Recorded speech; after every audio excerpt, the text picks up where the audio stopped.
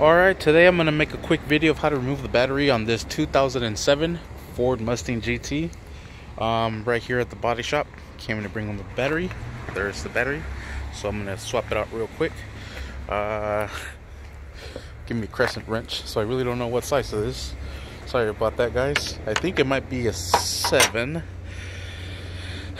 Not too sure. So, but what we are going to do, we're going to use this crescent to go ahead and loosen everything up. So I'm going to go ahead and loosen the terminals up and remove this battery clamp.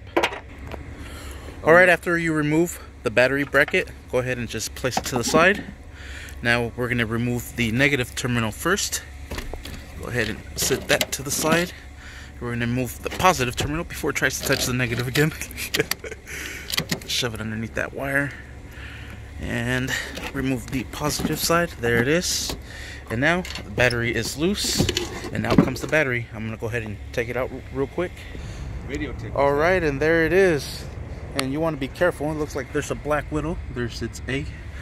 Don't know where it's at. Oh, look. No, that's not it. Anyways, that's how you remove a battery from a 2007 Ford Mustang GT. Thank you for watching. Please like and subscribe.